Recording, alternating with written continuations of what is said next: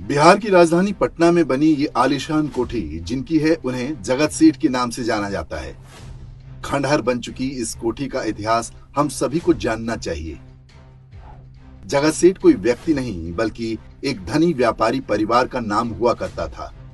बंगाल समेत देश के कई शहरों में इनकी विशाल कोठियां थीं। जगत सेठ के बारे में प्रसिद्ध है कि वे मुगलों से लेकर अंग्रेजों तक को पैसा देते थे, लेकिन ये परिवार कभी भी मराठों या किसी हिंदू राजा की आर्थिक सहायता नहीं करता था। उन्हें लगता था कि अंग्रेज और इस्लामी शासक ही असली राजा हैं। इस मानसिकता का क्या परिणाम हुआ, ये उन सेकुलर हिंदुओं को अवश्य जानना चाहिए जिनके सिर से मजहबी एकता और गंगा जमनी तहजीब का भूत अभी तक नहीं उतरा है। पहले एक नजर जगत सेठ परिवार के इतिहास पर।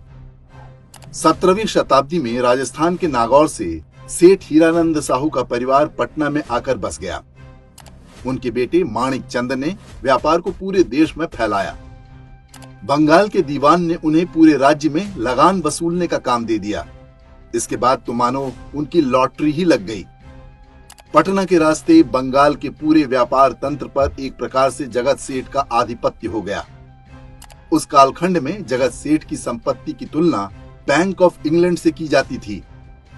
हाउस ऑफ जगत सेठ के लेखक J.H. लिटिल ने जगत सेठ परिवार की तुलना विश्व विख्यात बैंकर रॉथशील्ड से की है।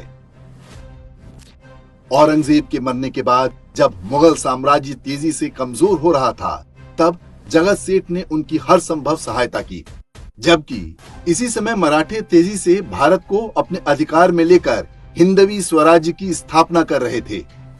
माना जाता है कि यदि मराठों के पीछे जगत सेठ जैसी फंडिंग होती तो आज भारत का इतिहास कुछ और ही होता। जगत सेठ परिवार बाद के समय में अंग्रेजों के साथ मिलकर गद्दारी करने वाले मीर जाफर का करीबी हो गया। कहते हैं कि जगत सेठ ने मीर जाफर को नवाब बनाने के लिए उस दौर में 2 करोड़ 80 लाख रुपए खर्च किए थे।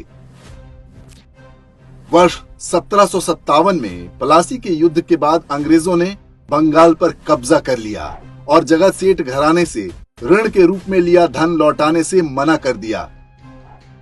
बंगाल के नए नवाब मीर जाफर ने मुर्शिदाबाद का टकसाल जगत सेठ से छीनकर अंग्रेजों को सौंप दिया। बाद में मीर जाफर के दामाद कासिम ने जगत सेठ मेहताब राय और उनके भाई स्वरूप चंद को गंगा नदी में डुबोकर मार डाला और परिवार की सारी संपत्ति, सोना चांदी लूट लिया। इतना ही नहीं, उसने परिवार की स्त्रियों को सेक्स स्लेव अर्थात अपनी भोगदासी बना लिया। इस घटना के बाद जगत सेठ परिवार पूरी तरह से बिखर गया। बाद में अंग्रेजों ने थोड़ी बहुत पेंशन बांध दी, उसे भी कुछ दिन बाद बंद कर दिया गया।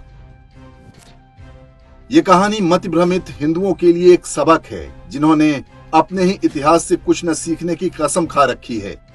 उन्हें अपने ही हिंदू शासक से हजारों शिकायतें रहती हैं, इस सीमा तक कि वे शत्रु की कठपुतली बनकर अपने लिए ही कब्र खोदनी शुरू कर देते हैं।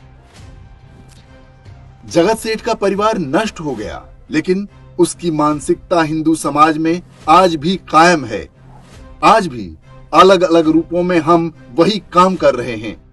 हम इतने आत्मघाती हैं कि अटल बिहारी वाजपेयी से नाराज होकर सोनिया गांधी को सत्ता सौंप देते हैं। नरेंद्र मोदी से नाराज हुए तो किसी भी ऐरे गैरे को लाने की बात करने लगते हैं।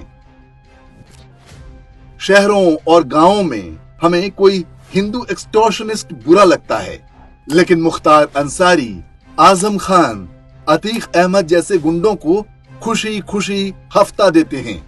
इन सारे ही मजहबी अपराधियों के पीछे आपको किसी न किसी जगत सेठ का हाथ अवश्य मिल जाएगा।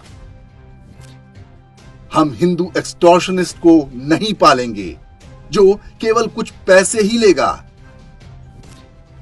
हम मुसलमान एक्सटॉर्शनिस्ट को पालेंगे जो पैसे लेगा, फिर हमारी महिलाएं और संपत्ति लेगा और अंत में हमारे गले भी काटेगा।